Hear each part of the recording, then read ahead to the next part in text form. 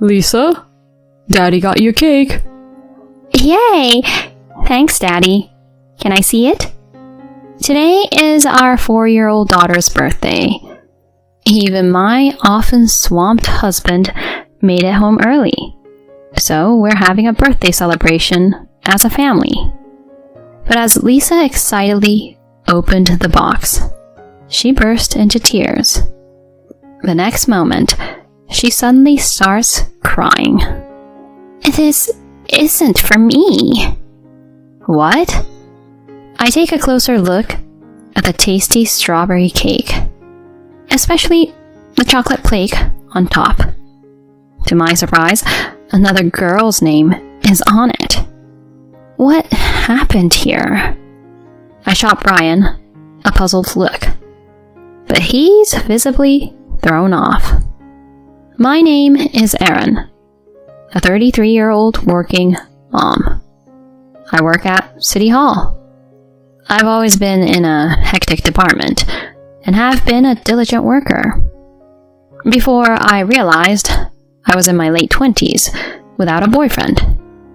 That's when I decided to sign up with a matchmaking agency. There, I met Brian, who later became my husband. Brian is a corporate guy at a big company. From our first interaction, he was sweet to me, and he was a true gentleman on our dates. I quickly fell head over heels for him. Soon after, we started dating, and a year later, we got engaged. Both our families were thrilled for us, and we had our wedding and got our marriage certificate. That evening, he said to me, Erin, let's start a happy family together. Yeah, I love that. How many kids are you thinking?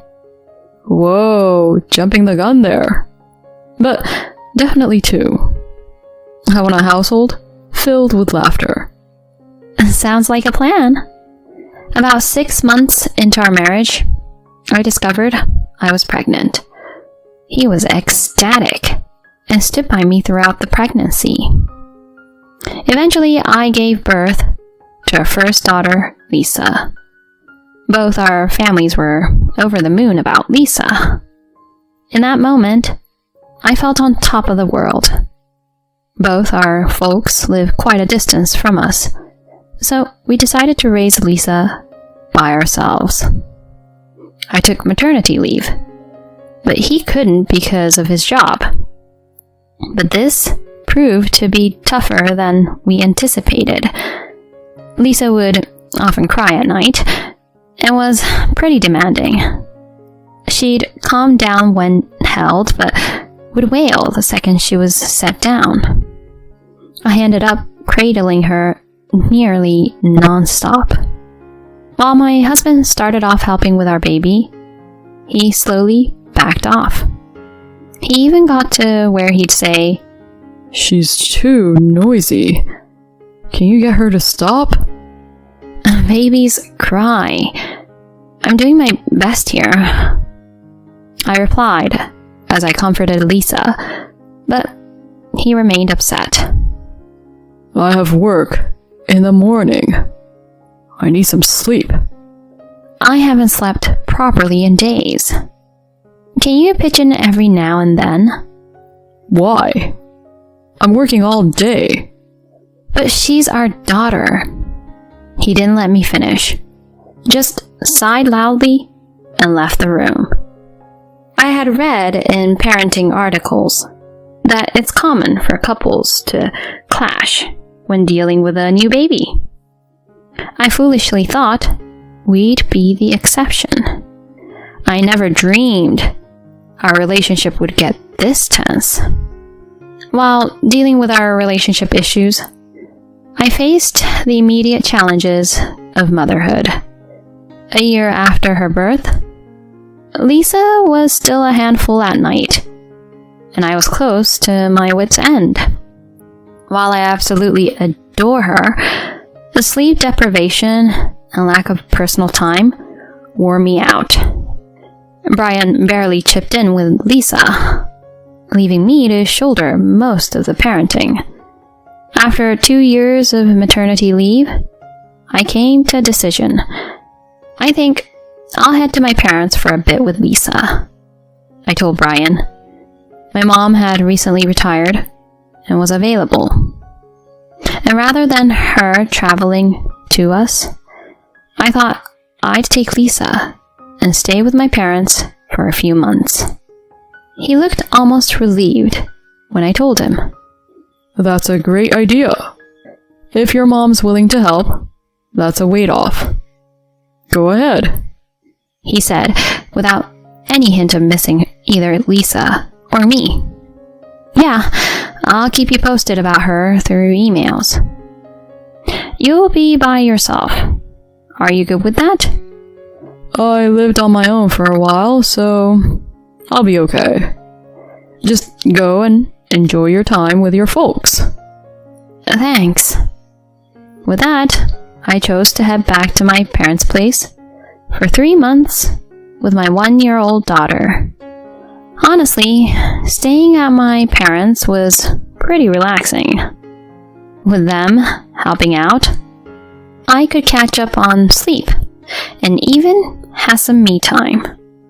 It felt so good to finally sip tea at a coffee shop after what felt like forever.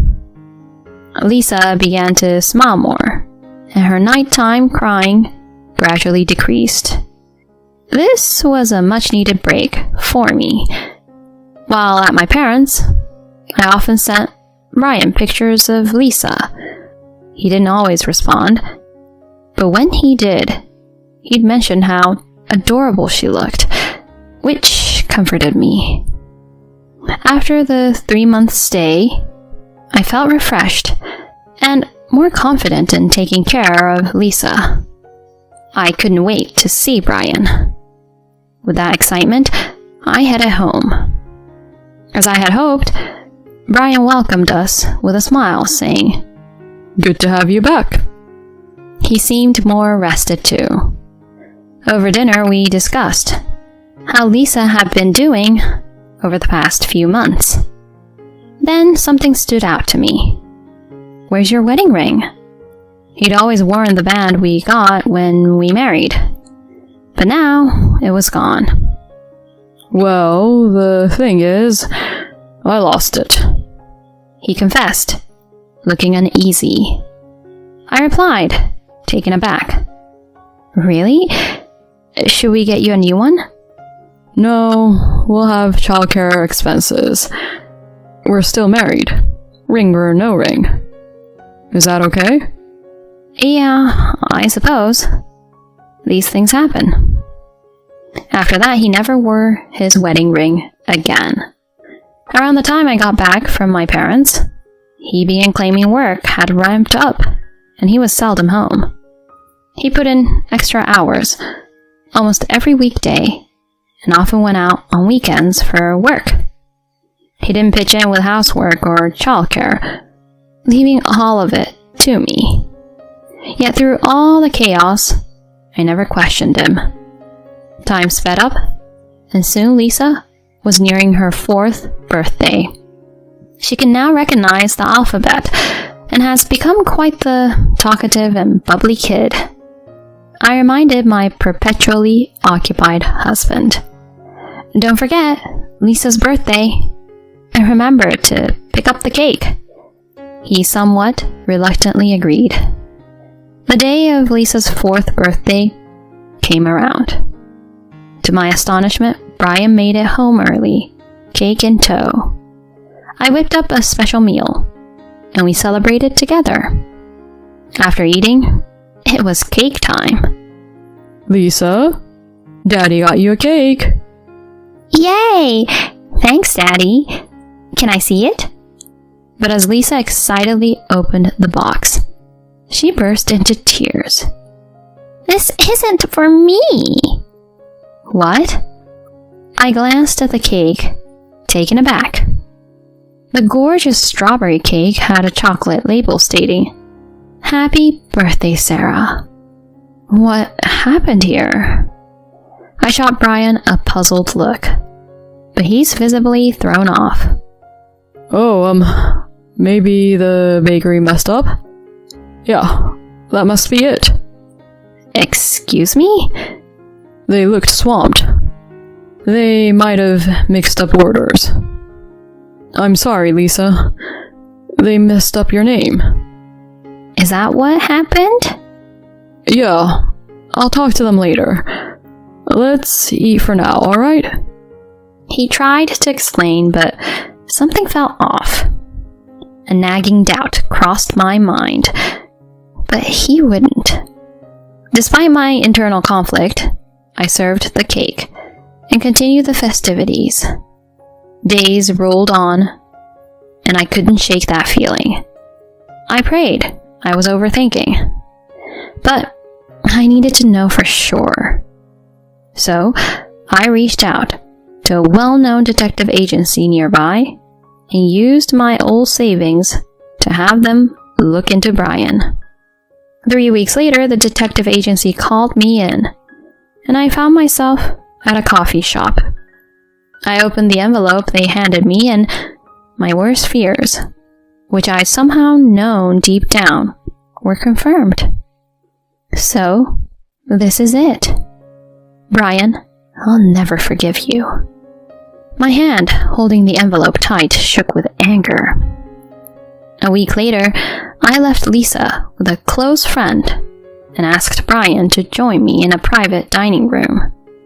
The excuse was to celebrate our wedding anniversary. Actually, it really was our anniversary.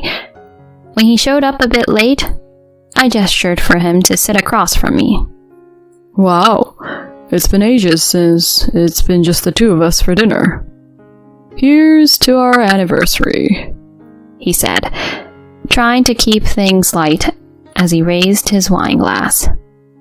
I responded, Hold on, we need to talk about something first. What's going on?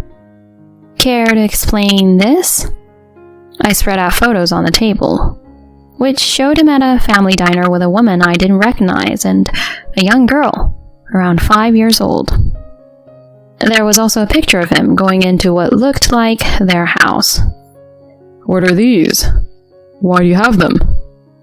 I hired a detective. This woman is Jennifer.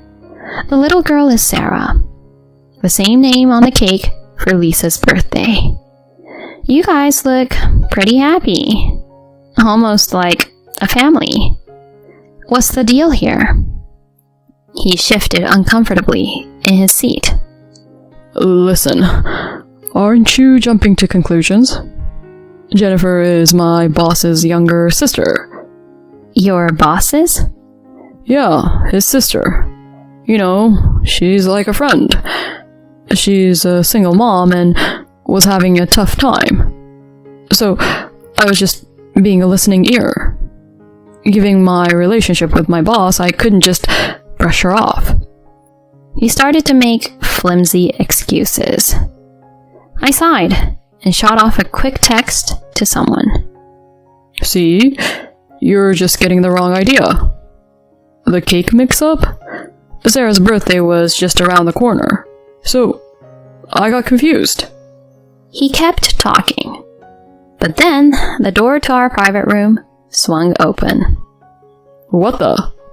He looked up, stunned. There, standing in the doorway, was the woman from the photos, Jennifer. Thanks for coming, Jennifer. She nodded slightly and took a seat next to me. When I got the report from the detective, I had also learned about her and decided to reach out. She stared coldly at Brian. So, I'm your boss's sister, huh? That's not our relationship if I remember correctly. You were just listening to me? How could you spin it that way? We were clearly involved. You even stepped in as a father figure for Sarah. She shot Brian a fierce look, and he went pale. Jennifer had been wary when I first approached her as Brian's wife. But as we chatted, she pieced together the truth and was deeply upset. apologizing many times. She's a single mom, raising her 5-year-old Sarah. Their relationship started when he randomly approached her on the street. When I asked about when they met, it lined up with when I was away and when he started being out more. She had no clue he was married, especially since he never wore a wedding ring. He had been sweet to her and her daughter, even hinting at the possibility of marriage. Brian looked at me, his face pale and filled with panic. "We're on to you. Just come clean already." After a beat, he hesitated, then began to talk. He confessed that he felt overlooked as I was so focused on our daughter, Lisa. During a trip I took to my hometown, he had met a gorgeous woman named Jennifer, thinking it'll just be a brief fling. But he'd unintentionally fallen hard for her. Still, he had no plans to leave me and hoped to carry on with his double life. I whispered sharply, "Did you really think you could pull that off?" My words clearly unnerved him. Jennifer jumped in. "Brian, how could you lie to both of us? I could take you to court for pretending to marry me." "Take me to court?" he blurted out, looking alarmed. She went on. "Plus, you lied about where you work.